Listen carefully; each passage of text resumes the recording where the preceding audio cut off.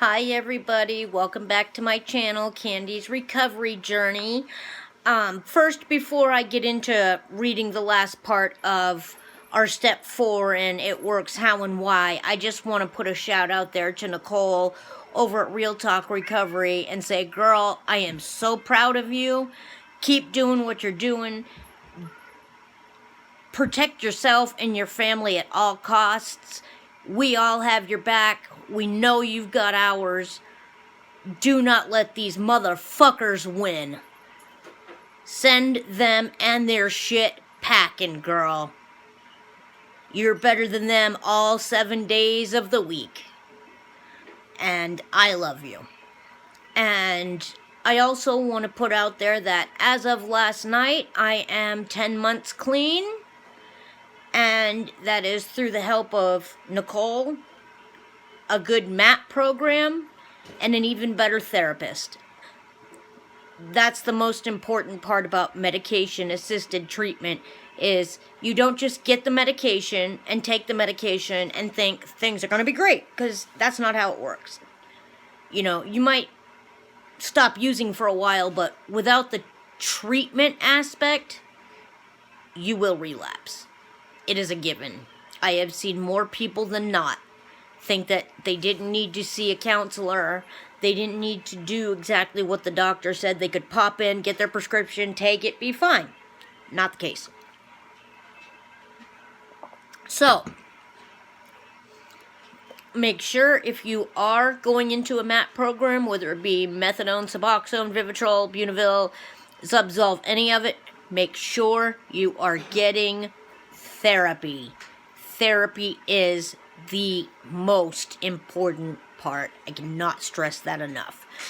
And I am going to finish up reading step 4 with the help of my glasses, which I think are pretty cute. Alright, where are we in this book? We are on the last paragraph of page 43.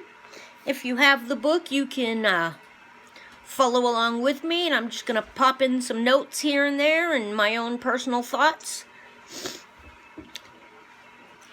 That's Brent in the background. That's my boyfriend. He's going to be listening too, but probably won't absolve. I might have to beat him over the head with this book for him to get it. Okay. We will probably find identical conflicts and behaviors in our romantic relationships. See, here we go. This is where he's going to turn his ears off. We'll see the same difficulties with trust, refusal to be vulnerable, and perhaps a lifelong pattern of inability to make commitments. As we write, we'll most likely see fear of intimacy in each relationship, or discover that we've never understood the difference between intimacy and sex. Whether we ran from close relationships because of fear, or because we had been hurt over and over again, we search out the common threads that appear in all of our relationships. And I guarantee, if you're being honest, you will see the repetitiveness of it. We may find that our sexual beliefs... Oh, this is good. This is where we're getting into the sex part, people. Our sexual beliefs and behavior have caused problems in our relationships. We may have settled for sex when we really wanted love. We may have used sex to get something we wanted, or believed that by having sex, we could extract a commitment from an unwilling partner. That's what I did. I will admit that right off the bat. We ask ourselves if our sexual behavior has been based in selfishness or in love. I'm a little bit down here, people. You can't really see me that great. I'm going to get a pillow and see if that lifts me up. There, that's a little better. Hi, now you can see my face. Or you can see part of my face, because now my hair wants to hang out in front of it. Problems, problems, problems. Okay. We ask ourselves if our sexual behavior has been based in selfishness or in love. We may have used sex to fill the spiritual void we felt inside. Some of us felt shame as a result of our sexual practices. After years of compulsively acting out on our fears and misguided beliefs about sex, we want to be at peace with our own sexuality. This is a very uncomfortable topic for most of us. However, if we want something different than what we've had, it's necessary that we begin the process of change by writing about it. Some of us were abused. We may have been victims of incest or rape. We may have had terrible childhoods of deprivation and neglect. Experiences like these may have led us to inflict the same abuse on others. We may have prostituted ourselves or allowed other forms of degradation because we didn't feel that we deserved anything better. Though painful and sad, the past cannot be changed. Remember that. The past cannot be changed. However, the warped beliefs we have developed about ourselves and others can be changed with the help of our higher power. We write about events like these so that we can be free of our most painful secrets and get on with our lives. We don't have to be the lifelong victims of our past. Let me read that again. I want to make sure you all get that. We don't have to be the lifelong victims of our past. It's called a past for a reason. We write about it, we get it out there, we discuss it, we get it gone. Done. To experience serenity, we must begin to alter the self-defeating patterns that have prevailed in our lives. The fourth step helps us identify those patterns. We begin to see how we have maneuvered through life, perhaps not consciously planning our own misery, but making choices which resulted in our lives becoming unmanageable. Most of us have blamed various people for the prices we paid for our addiction. We didn't want to accept that our addiction had a negative impact that we alone were responsible for. Some of us committed crimes and then complained about the consequences. Right here, that's your girl. Some of us were irresponsible at work and then objected loudly when we were held accountable. That's your girl again. We beat a hasty retreat whenever life caught up with us. Our inventories will help us identify our responsibility for our actions and find those circumstances where we tend to place blame elsewhere. Our booklet, Working Step 4 in Narcotics Anonymous, can provide more avenues to explore. The quality of our lives depends to a large degree on the results of our decisions. Did you hear that? The quality of our lives depends to a large degree on the results of our decisions. As we write our inventory, we look for the times when we made decisions that hurt us. We also look for those times when we made decisions that worked out well. If we lived our lives by default, refusing to make any choices, we write about that too. Those times when we procrastinated until opportunities were missed and gone, the times when we abandoned all responsibility, the times when we withdrew and refused to participate in life, are all inventory material. Most of us had hopes and dreams for ourselves at some point in our lives. I think that's true for all of us. I know I didn't wake up one day and say, okay, it's my desire and my dream to be a junkie and live in misery and have all this terrible shit happen and cause all this terrible shit to happen to everybody else and, have kids and lose them because I was an idiot, basically. And I didn't want to be that.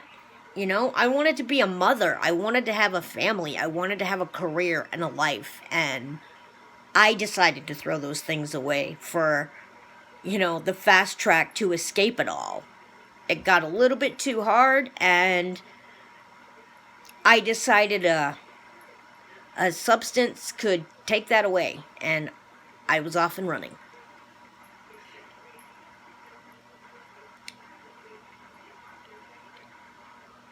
But we abandoned those in the pursuit of our addiction. In our inventory, we try to recall our lost dreams and find out how our choices had ruined our chances of having those dreams come true.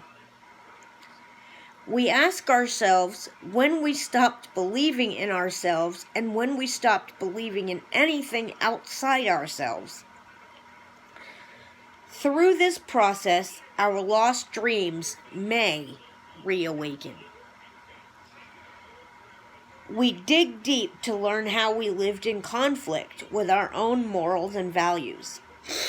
If we believed it was wrong to steal and we were stealing everything we could get our hands on anyway, what did we do to quiet our anguish?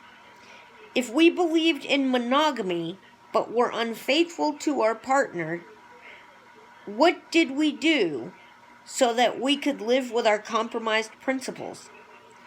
Certainly we used more drugs, but what else? We explore how we felt about ignoring our deepest beliefs. In the process, we discover our lost values so that we can begin to rebuild them. So, we already know that this is a searching and fearless moral inventory, right? That's already been distinguished. Well, what I have to say is, if the word moral bothers you, take it right out of there. Do a fearless and searching inventory of yourselves. Yes, your morals are going to come into it, but more than that, it's important to find out your hopes, your dreams, the good, the bad, the ugly, the indifferent, and to start the process of changing that. And no, it's not going to be great. There's going to be stuff that comes up when you're remembering this that hurts like hell. And that's going to be the point when you want to throw the notebook and the pen across the room and say, okay, I give up, I'm done. Screw this. Don't do that. If you have to take a break, set it down, pray, meditate, ask for your higher power's guidance, call your sponsor, utilize the resources you have. But don't just give up, because it is very rewarding at the other side of it. I promise you. In our inventories, we will need to be aware of our assets. That's the good. With most of us being unaccustomed to looking for our character strengths, we might have some trouble with this task. But if we examine our behavior with an open mind, we're sure to find situations where we persevered in the face of adversity, showed concern for others, or even where our spirit triumphed over our addiction. We begin to uncover the pure and loving spirit that lies at the core of our being as we look for our character assets. We begin to define our values.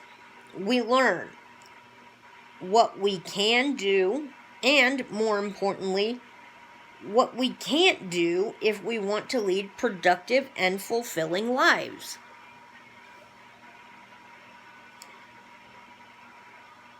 What we did in our active addiction will not work for us in recovery. Okay, I'm going to read that again. I want you all to understand that. What we did in our active addiction will not work for us in recovery. You know, you can't take all those things you did in active addiction, the manipulation, the lying, the cheating, the stealing, you know, the ignorance, the, you know, covering up everything. You can't do that in recovery. You have to be transparent, so to speak. Step 4 allows us to chart a new course for our lives. The 4th step provides us with the initial insight we need to grow. Whether we are writing our first inventory or our 20th, we are starting a process that takes us from confusion to clarity, from resentment to forgiveness, from spiritual confinement to spiritual freedom. We can turn to this process again and again. When we are confused, when we are angry, when we have problems that don't seem to disappear, an inventory is a good way to take stock of just where we stand on the path to recovery. After we have written a number of inventories, we may discover that our first 4th step merely scratched the surface. As different attitudes and behaviors become apparent to us later in recovery, we'll want to renew the process of change by working the 4th step again. The steps are the tools we use over and over on our spiritual path. In the process of our recovery, God will reveal more to us as we have the maturity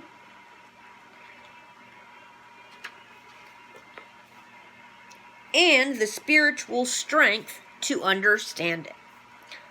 Over time, the nature of the work we have to do is disclosed to us. As we continue in recovery, we begin to resolve some of the basic conflicts contributing to our addiction. As the pain of old wounds begins to fade, we begin to live more fully in the present. The 4th step allows us to identify the patterns, behaviors, and beliefs that show us the exact nature of our wrongs. We have written an inventory of ourselves, which has revealed what we can change with God's help. To continue the process of change, we move on, making our admissions in step 5. I'll delve into that next time, but step 5, where we're going to study next, is we admitted to God, to ourselves, and to another human being the exact nature of our wrongs. Okay? And I can't stress enough that a lot of people think that step 5 is just the basic going over of step 4. But it's so much more than that. It is really so much more than that. It's an opportunity for you and your sponsor to strengthen your relationship, strengthen the trust you have, strengthen the faith they have in you, and for them to help you realize, you know, what your resentments are, what part you played in them, what are your character defects, you know, and just help you see that everything you wrote down is what you need to go through, figure out about yourself, and be willing to have those defects of character eliminated with the help of your higher power. I want to thank you all for subscribing to my channel. Those of you that have, those of you that pop in and watch my videos, I want to thank you too. I love each and every one of you. If not for you, there would be no me. And I know that. And I appreciate the time that I'm given. So, if you like what I have to say, you like my videos, you want to hear more, please go down and hit the subscribe button, hit the like button, or hit the like or the subscribe button. Don't do any of it. I'm just glad you gave me your time. Thank you. I'll see you later. Bye.